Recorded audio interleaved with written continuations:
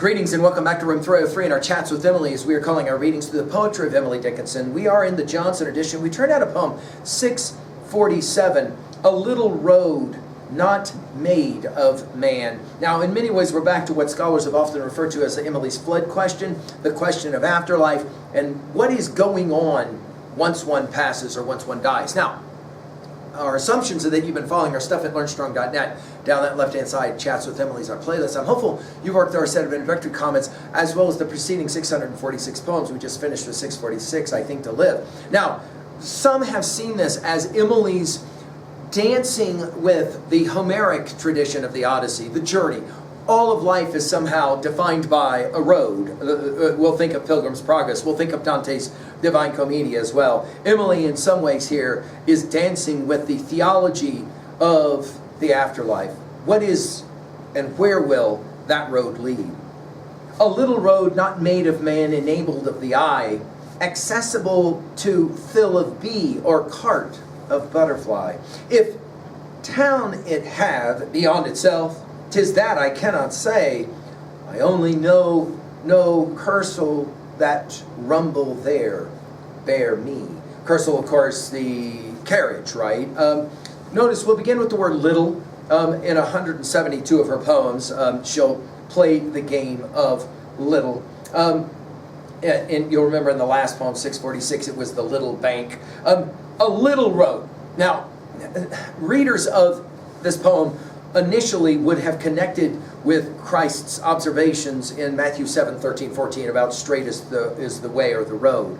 A little road, notice dash, not made of man, that is to say the road to the afterlife, the road to heaven we might say, enabled of the eye, okay, if one could see it, accessible to thill of bee, the thill is the shaft, right, that attaches from the carriage or the wagon to the animal that's pulling it.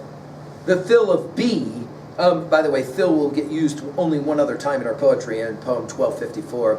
Thill of bee or cart of butterfly, from cart we'll go to cursel in a second.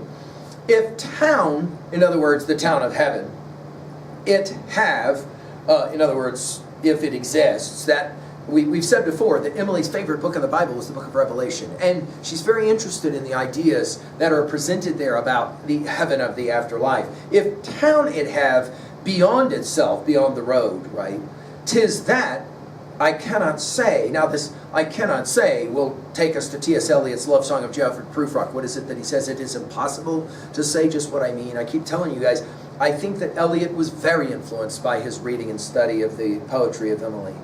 I only know, and now we're back to the epistemological, one thing she says I know, no curricle carriage, right, that rumble there, bear me. It's interesting the use of the word rumble, right, like the path is rough or something. Bear me. You'll remember when we did 648, Christ omitted me in that poem. Well, I think the point that she's making is that the only heaven that Emily is in need of is the one provided by the bee, right? By nature. Heaven is a difficult topic, I think, is another possible message here. And to be the word picture of the road or the path and the cart that is on it headed towards heaven. Takes us, of course, at 3:8, as we said, to Pilgrim's Progress, a text she knew well, Dante's Divine Commedia, the idea of going on that journey. Obviously, Homer's Odyssey comes to mind as well. Finally, in 3b, how do you think about that little road, the afterlife?